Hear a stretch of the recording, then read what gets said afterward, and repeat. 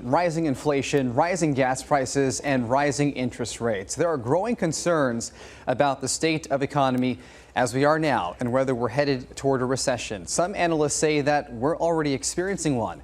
And joining us this morning is economist Elliot Pollock, with CEO of Elliot Pollock and Company. Thank you so much for joining us this morning. Appreciate your time. Thank you. So tell us, are we in a recession right now? We are either in a recession or will be in one shortly. The Fed is trying to drive the economy into recession because that's typically the only way you're going to get rid of inflation. If we don't get rid of inflation, the economy is going to be in a permanent malaise. We've got to basically slow things down, reduce wage demands by reducing demand for labor. And that's going to be a tough situation for the economy for quite some time. I would expect 2023 to be the year that we're in a recession. It's going to be a tough year for people. The number of jobs available are going to decline. Interest rates will be high, and prices will start coming down. But it's not going to be an easy time over the next year. So what will that look like for the Valley specifically in terms of the job market and even the housing market? Well, the housing market is especially hit hard.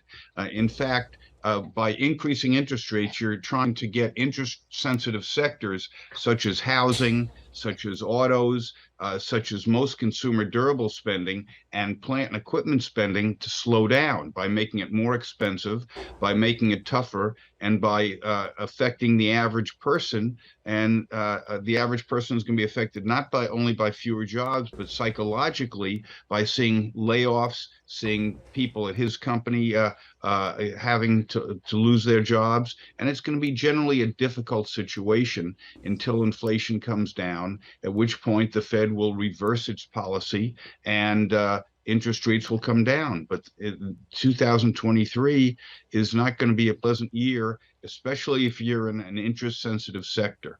If you're in housing, if you're related to the auto industry, and then those ripples will come across the entire economy, and virtually everybody's going to feel it. It sounds like there's some parallels to the Great Recession of 2008. Are we going to be treading those same waters? Well, it's the same waters, but it's not going to be nearly as difficult because the problems aren't nearly as significant as they were then. It is going to be unpleasant, though, certainly relative to the last few years. So for someone just watching this right now, how do they prepare for that? I mean, if we're worried about potential layoffs and things of that nature, what should we do to prepare?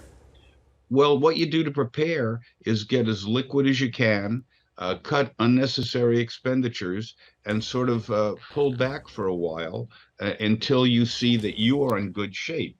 Some people will skate through this thing because of the nature of their jobs. Other people are going to have a difficult time. So it depends on the nature of your job. If you're in a very stable situation, a government job, you're a teacher, you're in financial services, you're probably gonna have a reasonably good 2023. If you're in an industry that is going to be affected by higher interest rates and slower demand because of those higher interest rates, it's going to be a difficult time. All right, Elliot Pollock, thank you so much for joining us this morning.